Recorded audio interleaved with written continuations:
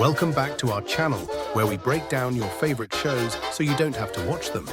Today we're diving into an episode of the classic British political satire, Yes Minister, specifically The Writing on the Wall.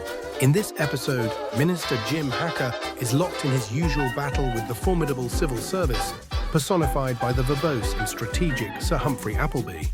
The central conflict? Hacker's push to reduce the size of the bureaucracy versus the civil service's inherent resistance and their own agenda, all set against the backdrop of a potential government reshuffle and a mysterious European issue known as the Europass. The episode kicks off with Minister Hacker expressing his deep dissatisfaction with the departmental report. He feels it completely ignores his stated goal of slimming down the civil service, instead reflecting the views of his advisors. Hacker questions Sir Humphrey about the evidence he plans to give to a think tank on overmanning. Humphrey, ever the master of obfuscation, delivers a famously long and winding non-answer that, when pressed, amounts to neither a yes nor a no. Frustrated, Hacker leaves, while Humphrey privately reveals to Bernard, Hacker's principal private secretary, his intention to subtly undermine Hacker's reform efforts while appearing to support the Prime Minister. He even outlines his Machiavellian strategy using the terms indoctrination, elevation, castigation. Things escalate quickly as news of an impending government reshuffle hits Hacker's office. Hacker is naturally anxious, worried about being moved to a difficult or unimportant role. Perhaps a thankless Minister for Industrial Harmony, or dreaded of all, the fish quota division. He complains that no one considers his personal well-being. As Hacker grows increasingly agitated, arguing with Bernard about past proposals, he demands to know what his staff intends to do to help him. Sir Humphrey calmly suggests they put up a paper, which, as Bernard Riley clarifies, typically means Hacker will end up doing exactly what they tell him. The frustration is compounded when Hacker summons his political advisors, Mr. Weissel and Mr. Daniel, for help in a moment of classic Yes Minister absurdity.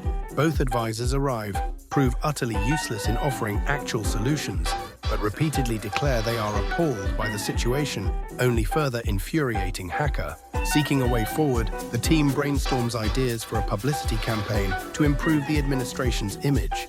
Amidst the unproductive suggestions and banter, someone jokingly suggests the slogan, "Red tape holds the nation together," which unexpectedly sparks a flicker of an idea in Hacker's mind.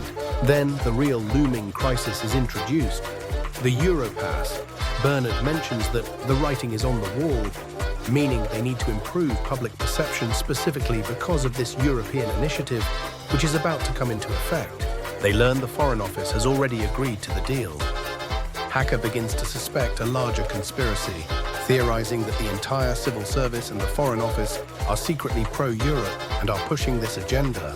Concerns are raised about how other European countries will react to carrying identity papers. One assistant even speculates, half-jokingly, that the new laws might be a plot specifically designed to get rid of Hacker.